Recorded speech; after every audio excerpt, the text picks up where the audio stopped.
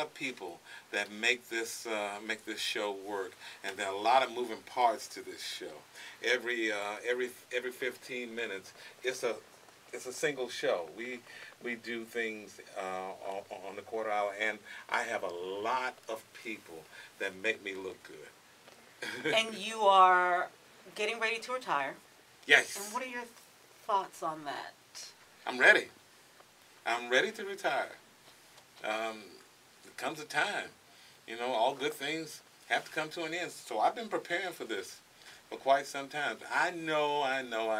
People say, you work so hard, how can you just stop like that? Watch me. I'll be the hardest retired person from radio instead of right now being the hardest working man in radio. Yeah. You have a huge audience and a huge voice. And so you're not only a voice, but you are the voice for so many people. These are very interesting times to give up that voice. Is there any trepidation at all? Does it leave a vacuum at all? I'd be lying if I said no. It doesn't. It doesn't matter. But it's time. It's time for me. Mm-hmm. Radio is changing, and so I wanna get out before I get put out. Mm-hmm. Well, do you have any thoughts on the vacuum in the voice? A voice is needed for your audience. You have a huge audience. Probably more people listen to you. I don't know if this is so, but who went to the polls, and these are critical times where you need people making sure people are getting to the polls, that they're paying attention, that they're doing their due diligence, etc. And you can drive that voice with not only information but opinion. Listen, dude, I'm not trying to keep you from retiring, because I'm looking forward to it too. But it does leave a vacuum, because you have there's duality. You inform, but you also have an opinion that matters. Our secret to success has always been to entertain, inform, and empower our audience and our community. And and we've made people so aware of what's going on over the years before we had Barack Obama as president, and now that guy. And I like to think that we've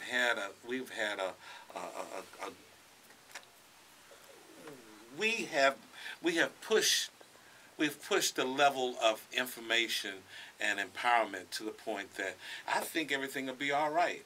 Look, you got all these black women running for office. You got people now paying attention to elections of prosecutors. That never happened before, and I'm glad to say we were a part of that. And I think that will continue even if I'm not on the air. I think that the momentum of people being aware and wanting to make change in our community and be patriots for our country, the movement will continue. Radio is changing. Television is changing too. Yes. I have an intern. I'm training her to take my job. When she can take it, she can have it. Yeah. And I mean that. But at the same time, there's a footprint there. What happens to the vacuum? What happens to the vacuum left by your departure and your team, your on-air team? I think it just goes to another platform. It just goes to another platform. Streaming is killing everybody. From television to radio, and I think streaming is good. Streaming is good, and I think that we can continue to. I think the world will continue without the Tom Joyner Morning Show, and we'll still be conscious. We'll still be woke, and streaming will be a big part of that. What happens to the website as a platform to gather people, join people, and to get people in motion? The website will continue. The website is not TomJoyner.com. The website is BlackAmericaWeb.com. The foundation will continue. The foundation raises money for students at historically black colleges and universities. We'll continue to have black colleges and universities, and we'll continue to help students trying to get through that. And there's no reason why the cruise can't continue either. I don't say it will continue, because I don't count anything that isn't signed and in my hand. We have one more cruise signed, and then we'll probably will continue with the cruise in 2020 and beyond. And it will continue to, be the daddy of all parties, and we'll still raise money. Do you enjoy traveling around, coming to the D, going to your various? I love traveling. Period. One of my great joys in the almost 25 years of doing this thing, the Tom Joyner Morning Show, is going from market to market to market. And at one time we had like 105, 107, 108, I don't know. And my goal was to meet every listener. And at one point I was on a bus going from market to market to market just to meet and hug every listener. Because the first thing I did when I saw you is I hugged you. And that was more for me than it was for you. I loved it. That was for me too, though. Oh, thank you. It's all good. Why is it so important that you come to Detroit? Detroit, there's so many things going on in Detroit. Why is it so important in particular to come to Detroit? What do you think of Detroit and this audience here and what's going on here? Detroit is the best. We started at this radio station almost 25 years ago, and then we got shuffled around and shuffled around. So now I'm back on 105.9 KISS FM, and I'm here in the D for the next couple of days. I'm going to be in the streets. I'm going to be meeting and greeting every listener I can. I love, that's the power of black radio. Black radio is very personable, very personable. Your family when you listen and participate in black radio, and I take that very seriously.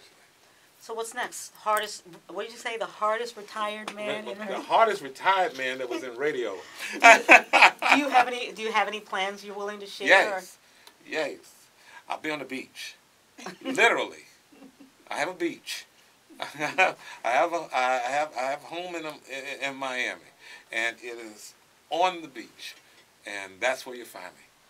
You have to know so much about so many things and be well informed about everything that's going on.